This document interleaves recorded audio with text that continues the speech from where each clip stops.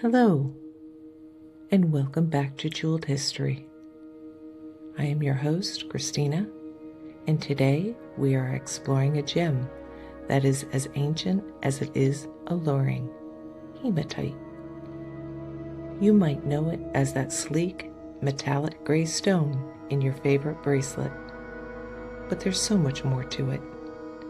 From prehistoric cave paintings to warrior talismans and Victorian mourning jewels.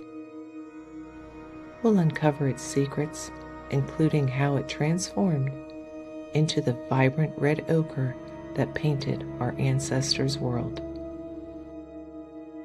What exactly is hematite?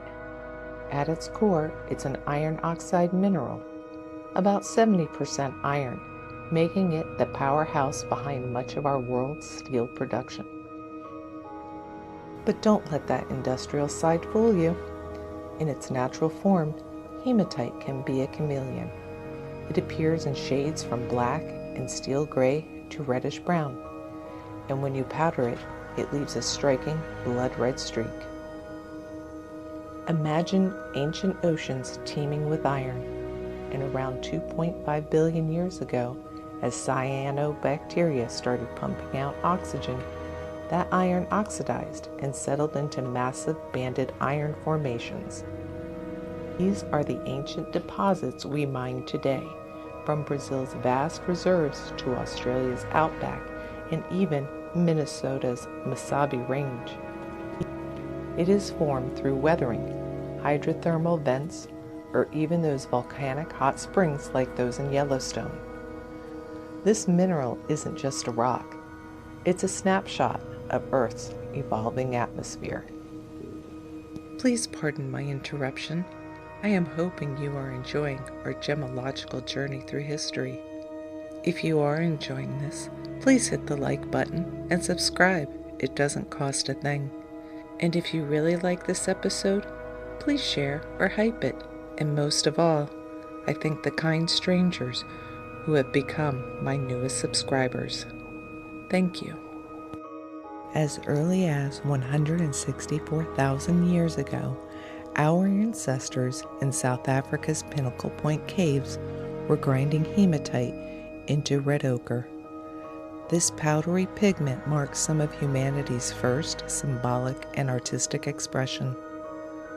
By around 75,000 years ago, in places like Blombos Cave, they were carving and milling hematite pieces, possibly for art, tanning hides, or even as a primitive sunscreen. Fast forward to the Paleolithic era, over 40,000 years ago, and red ochre becomes the star of cave paintings. Think Lascaux in France or Altamira in Spain, those vivid bison, horses, and hand stencils, all thanks to hematite blown through tubes or mixed with binders like animal fat. It wasn't just decoration. Ochre paintings symbolized life, fertility, and spiritual matters. In burials from 65,000 years ago, bones were dusted red, perhaps representing rebirth or the life force of blood.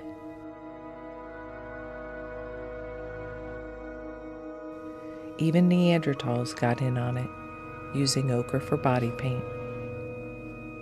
And in the Americas, around 13,000 years ago, Paleo-Indians mined hematite in Wyoming for pigments in rock art and ceremonies. These early uses show how hematite bridged the practical and the profound, coloring our human story from the very beginning.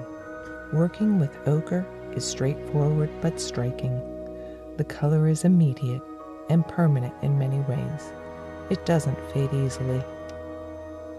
That quality made it valuable for marking important moments, whether in art or ceremony. Across cultures, the red powder led to associations with blood, life, and protection. In ancient Egypt, hematite was used for amulets and small carvings believed to purify the body or aid the deceased in the afterlife. The Greeks linked it to Ares, their god of war, Soldiers sometimes carried pieces or applied the powder for strength.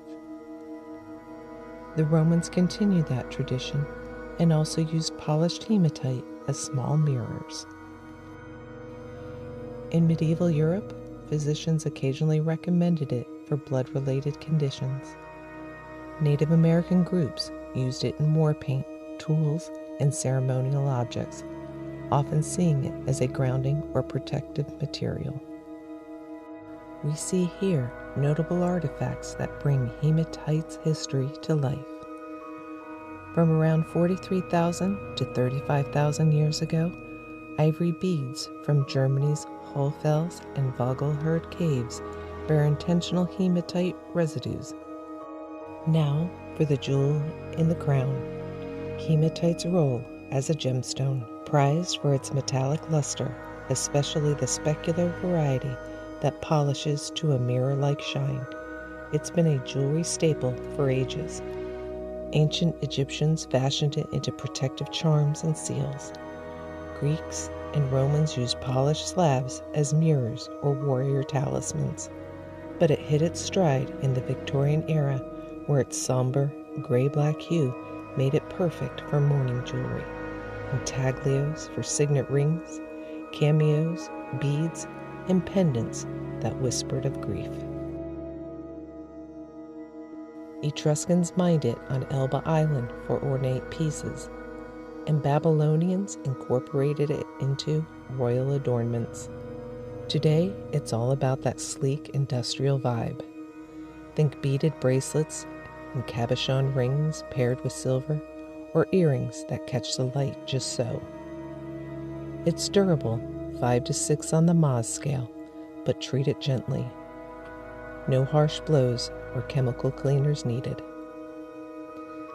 In South Africa, those 75,000-year-old carved hematite pieces for bombos are some of the oldest evidence of abstract thinking. Egyptian tombs overflowed with hematite amulets for healing and protection, while Cypro-Minoan cylinder seals from the 14th century were etched into stone for official stamps. Native American axes and bird figures from sites like Pueblo Bonito in New Mexico often featured hematite inlays. And in Europe, prehistoric mines supplied red chalk for tools and art. These pieces aren't just relics, they're whispers from the past, showing how hematite fueled creativity, ritual, and power. Hematite is one of those materials that connects deep time to the present. It formed in ancient oceans, colored the first deliberate art, entered myths about blood and protection, and continues to be worn as quiet, understated jewelry. Thank you for watching. If you'd like to see more about specific stones or historical uses, let me know in the comments. I am Christina, and this is Jeweled History.